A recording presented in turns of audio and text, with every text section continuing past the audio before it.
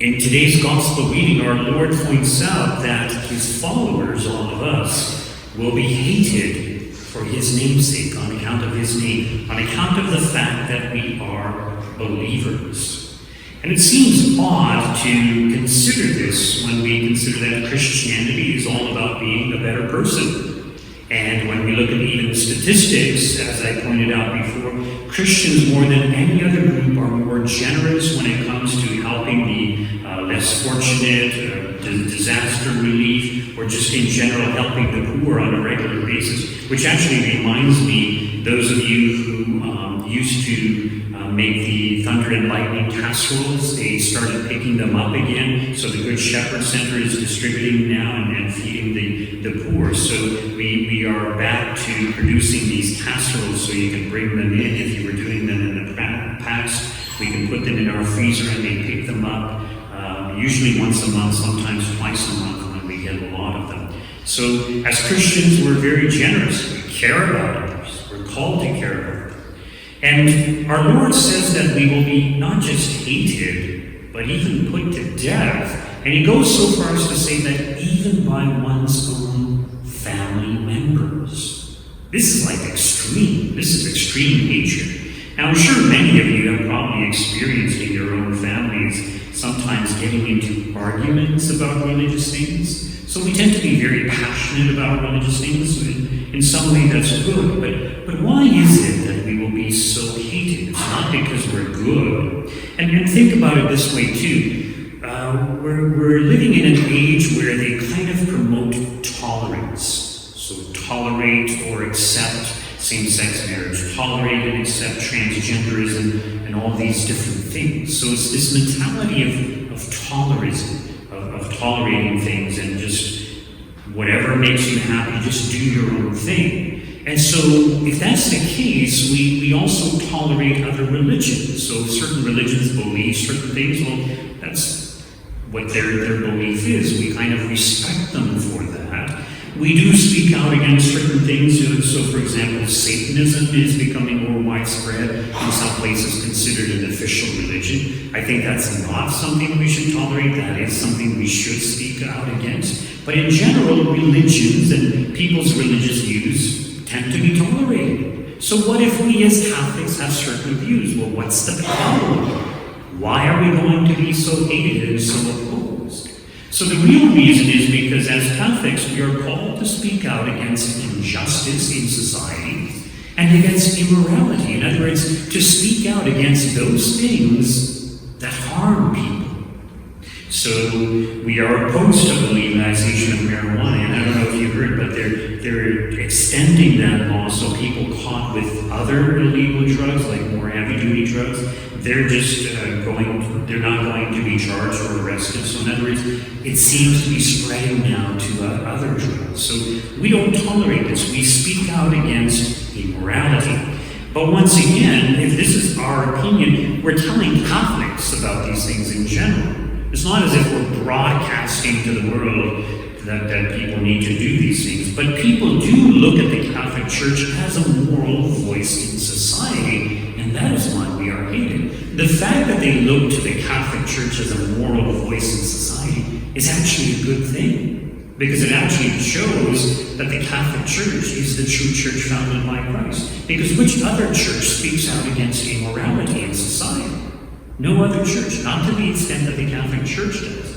So you can have the Latter-day Saints, they have their own views, their own beliefs, but nobody really cares, because that's the Latter-day Saints. Or you have the Buddhists, right? And well, they're just all about peace, and sometimes they might speak out about immorality, but nobody really cares, because that's them. But when it's the Catholics, people take note. So the Catholic Church, in reality, is the only real moral voice in society.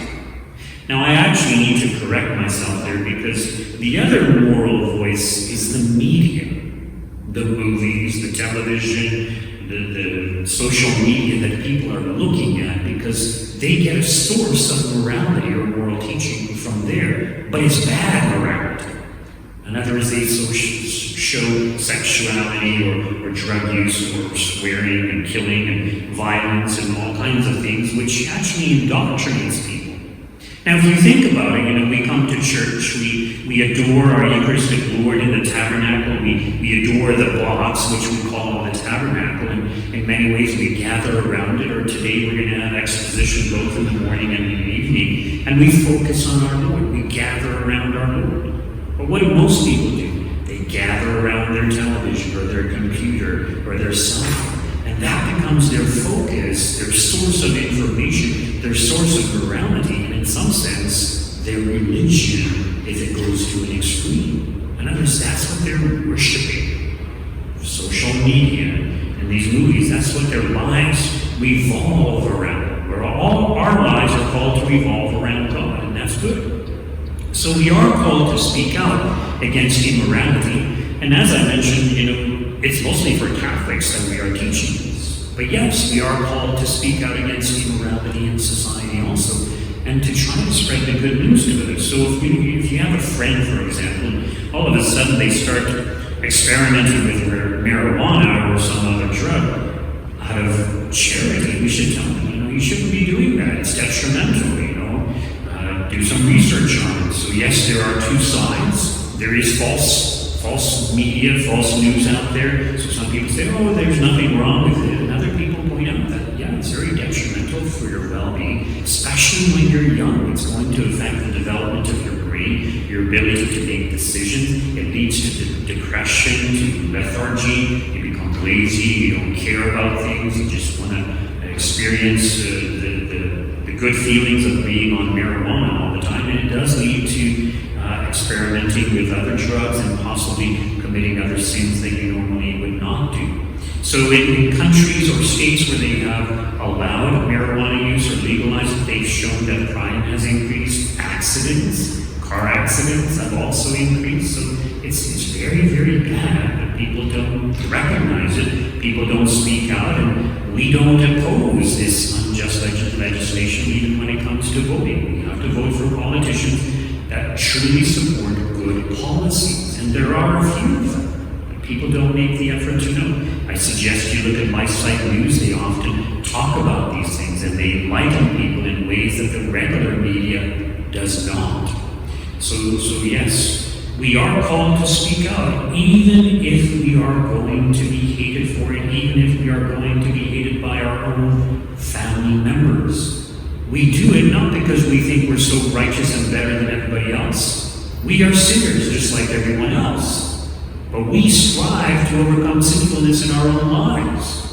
We admit and acknowledge that we are sinners, but we also want to help others to overcome the things in their lives that's going to cause them harm in the long run. So a lot of these things that people like and enjoy, yes, there's an immediate gratification, but in the long run you're going to be miserable, and in the long run you may end up in hell. And we want to save you from that.